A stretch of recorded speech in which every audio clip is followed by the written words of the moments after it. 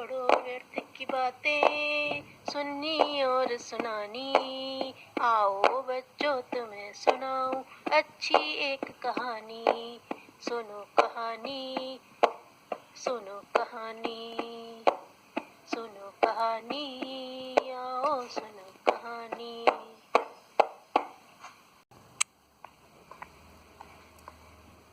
किसान की परीक्षा, यह है आज की कहानी का शीर्षक। तो आओ बच्चों सुनते हैं कहानी। बहुत पुरानी बात है।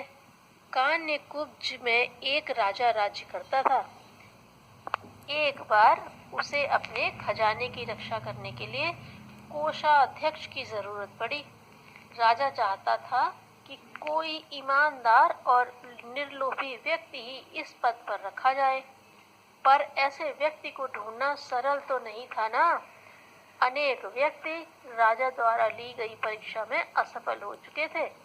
राजभवन से आधा मील दूर एक गरीब किसान रहता था। टूटी सी फूटी सी उसकी एक झोपड़ी थी। वर्षा ऋतु में जब उससे पानी टपकता था तो वहां बैठना भी दूभर हो जाता था। किसान और उसका परिवार दिन में बस एक बार रूखी सूखी रोटी खाता था। उसका सारा परिवार फटे पुराने कपड़े पहनता था। एक दिन किसान सुबह सुबह अपने खेत पर जा रहा था।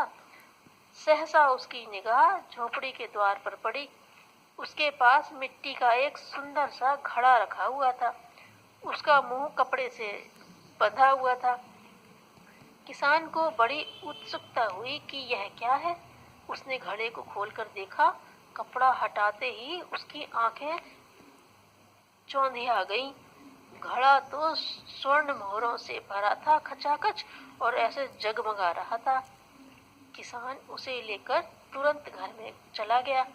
उसने वह घड़ा अपनी पत्नी को दिखाया। उसके चारों बच्चे भी वहां इकट्ठे हो गए थे।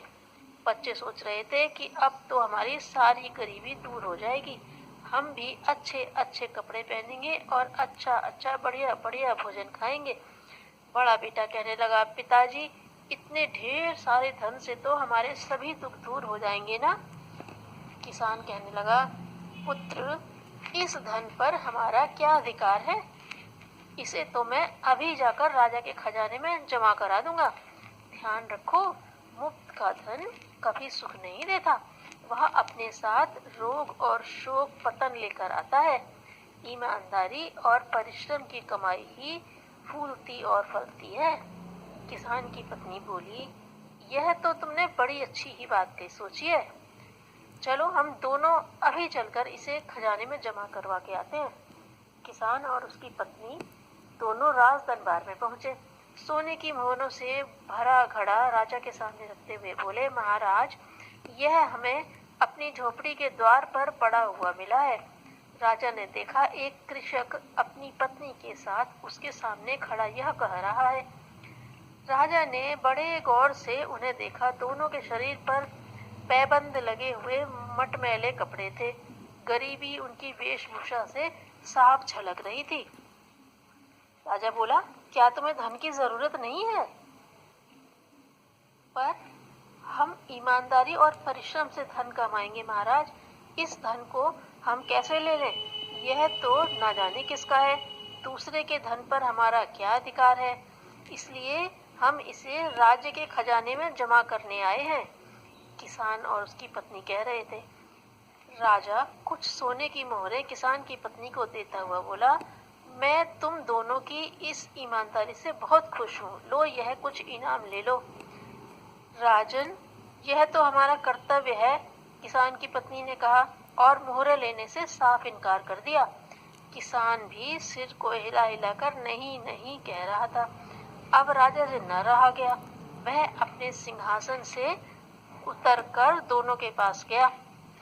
किसान को गले से लगाते हुए बोला, मुझे तुम्हारे जैसे ईमानदार कोषाध्यक्ष की ही आवश्यकता थी। आज से तुम मेरे खजाने राज्य के खजाने की देखभाल किया करोगे। किसान और उसकी पत्नी ने यह कभी स्वप्न में भी नहीं सोचा था कि उन्हें इतना बड़ा पद प्राप्त होगा। दोनों के मुख प्रसन्नता से चमकने लगे। यह तो उन्हें बहुत बाद में पता चला कि उनकी परीक्षा के लिए महाराजा ने ही वह घड़ा उनके घर के दरवाजे पर रखवाया था। अन्य व्यक्तियों ने तो अपने द्वार पर घड़ा पाकर उनमें से मोहरें निकालकर उन्हें अपने अपने घरों में छिपा लिया था। राजा ने उन सबको चोरी के आरोप में कड़ी सजा दी थी। घड़े को जमा करने वाला एकमात्र व्यक्ति किसान ही था और उसको उसके इस कृत्य के लिए अच्छा पुरस्कार भी राजा से प्राप्त हो गया।